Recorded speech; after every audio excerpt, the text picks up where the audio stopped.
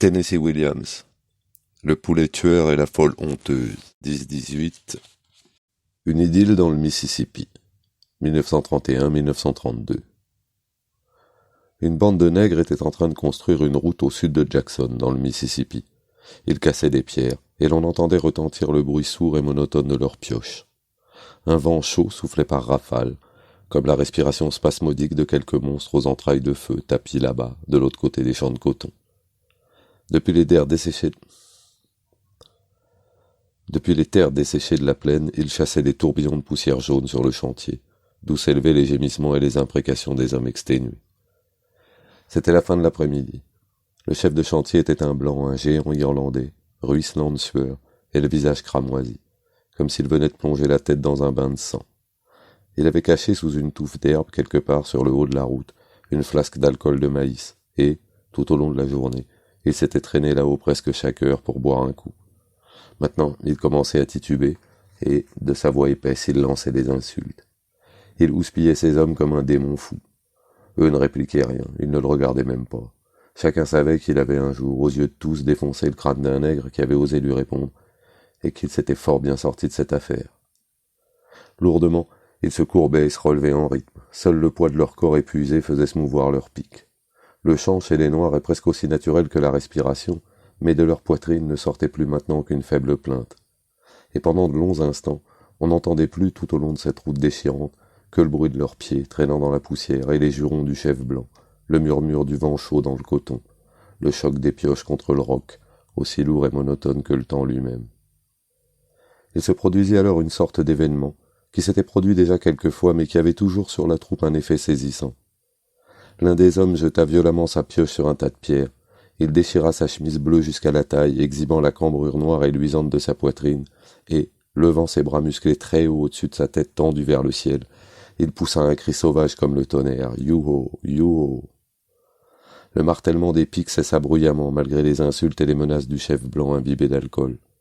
Le cri de ce noir ne ressemblait à aucun autre. C'était un cri immense, démesuré, qui avait commencé par le grondement d'une note profonde, et avait viré comme une flamme en un hurlement suraigu, assez puissant, assez aigu, semblait-il, pour déchirer le ciel.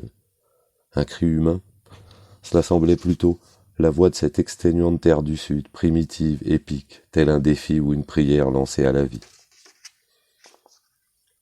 Les coups de pioche reprirent, le chef blanc reprit ses déambulations vociférantes et chancelantes, mais ce cri avait pénétré et ranimé l'âme des hommes, il les avait sortis de leur torpeur. « Voilà le vieux Big Black qui remet ça, se disait-il. » Ils se regardaient les uns les autres en rigolant. Mais dans leur dos courbé, dans leurs bras, dans leurs pieds, la douleur semblait moins vive. C'était comme si toute leur souffrance, toute leur misère s'était exprimée dans le cri de Big Black. Ce fut comme un soulagement et ils se remirent à chanter. Big Black était un colosse, il mesurait presque 2 mètres, et il était prodigieusement laid.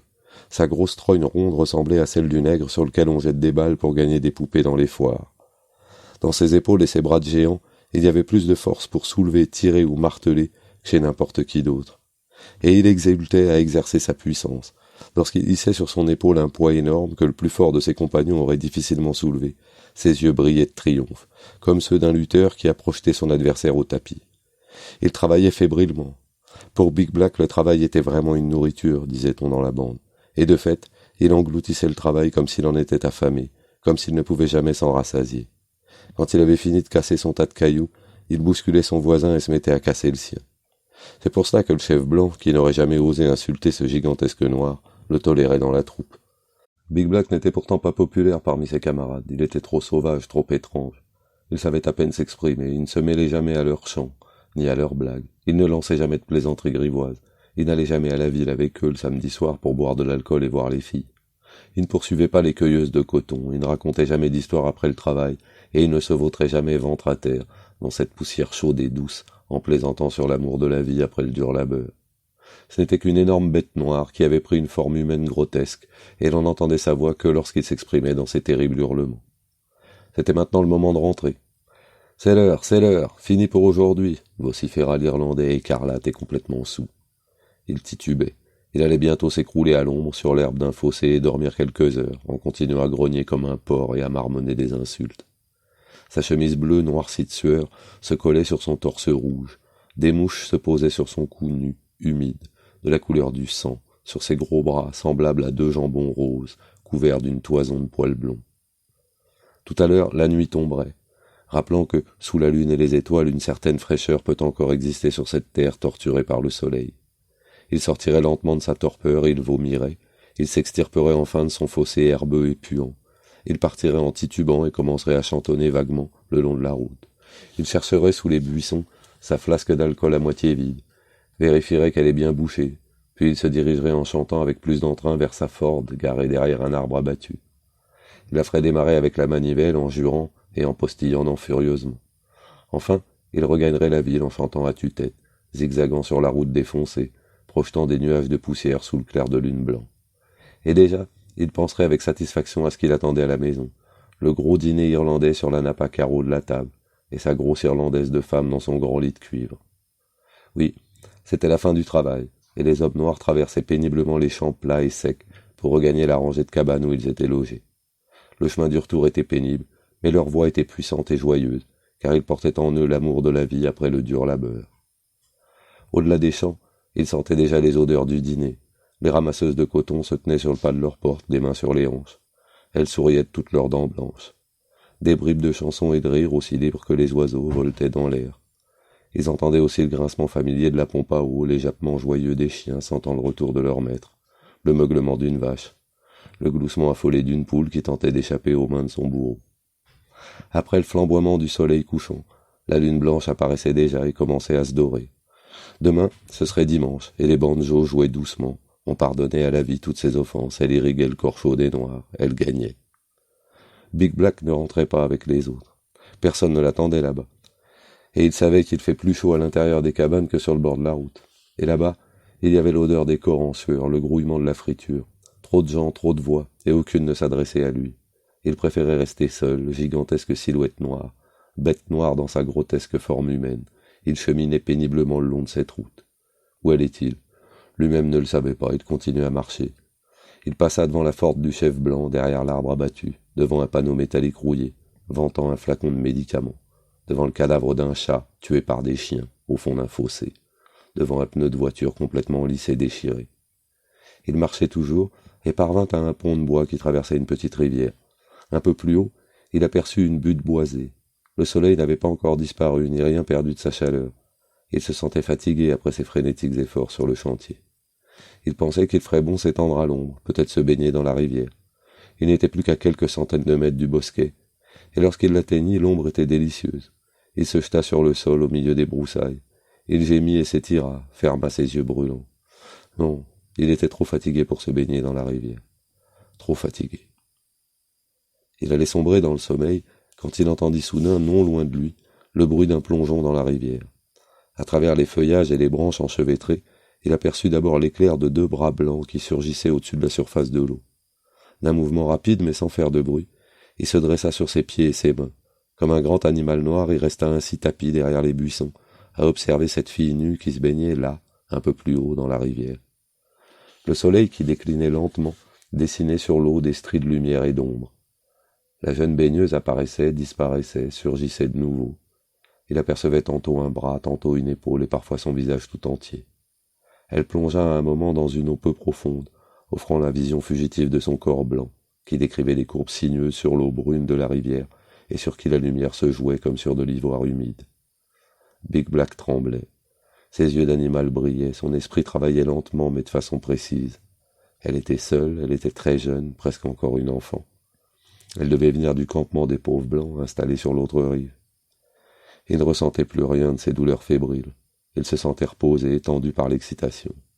Il se faufila tel un serpent à travers les herbes hautes, derrière l'écran épais des buissons jusqu'à la hauteur de la baigneuse, et il continua à l'observer de sa cachette. Il haletait si violemment qu'il craignait qu'elle ne l'entende. Elle se tenait debout près de la rivière opposée. L'eau lui arrivait à peine aux genoux, découvrant tout son jeune corps d'une beauté délicate à l'aurore de la maturité. Le soleil déclinant auréolait comme d'un arc-en-ciel sa chevelure mouillée. Sa peau blanche brillait comme l'intérieur nacré d'un coquillage. Big Black la dévorait des yeux, tous les muscles bandés, fous de désir. Elle va traverser la rivière, se dit-il, et je l'attraperai. Pendant quelques instants, elle demeura ainsi immobile dans cette partie de la rivière encore ensoleillée. Tout son corps absorbait la chaleur mourante du jour. Puis elle s'enfonça dans l'eau et commença à nager avec grâce vers l'autre rive. À l'affût, Big Black attendit sans broncher qu'elle soit presque au bord. Alors, il sauta à travers les buissons par-dessus la berge et plongea droit dans l'eau. De son énorme main, il étouffa le premier cri de la jeune fille. Grisé par le contact de ce corps humide qui se débattait entre ses bras, il l'étreignait, se balançant d'avant en arrière, et poussait de faibles rauquements, comme ceux d'un animal affamé déchirant la proie qu'il vient de tuer. Et subitement, son extase disparut, faisant place à un véritable sentiment d'horreur. Il gardait les yeux fixés sur sa grosse main noire, plaquée sur le visage blanc de cette fille terrorisée. Ses doigts immenses, allongés en forme de spatule, semblaient une hideuse araignée noire. L'horreur, la laideur de cette image le bouleversait. Il étreignait encore le corps qui se débattait, mais lui restait maintenant immobile, tout désir évanoui. Il regardait seulement avec une horreur farouche cette main noire qui était la sienne, et il murmurait amèrement pour lui-même. « Tu n'es qu'un démon noir, Big Black, un démon noir. » Il souleva dans ses bras le corps de la jeune fille qui hurlait de terreur, et il la rejeta au milieu de la rivière. Puis il escalada la berge comme un démon, et se jeta à travers les buissons. Il courait comme une bête pourchassée, hors d'haleine, trébuchant à chaque pas. En même temps, il se demandait hébété ce qu'il devait faire. Il ne pouvait pas retourner au campement, pas après ce qui s'était passé. Dès ce soir, dès que la fille aurait raconté qu'elle avait été agressée, on allait abattre la campagne à sa recherche. Alors, il retourna vers la rivière, plongea par-dessus la rive et se laissa emporter par le courant, plus loin, ailleurs. Au sud de Savannah, en Géorgie, une bande de nègres était en train de niveler une route. Leurs pics résonnaient sur le roc avec un bruit sourd et monotone comme le temps. Le vent charriait des tourbillons de poussière jaune, les hommes grommelaient et juraient. Parmi eux se trouvait un monstre noir, prodigieusement grand, prodigieusement laid. Il travaillait avec rage, comme s'il ne pouvait jamais se rassasier de ses efforts. On l'appelait Big Black et il était le plus fort et le plus laid des nègres qui ait jamais travaillé pour un homme blanc.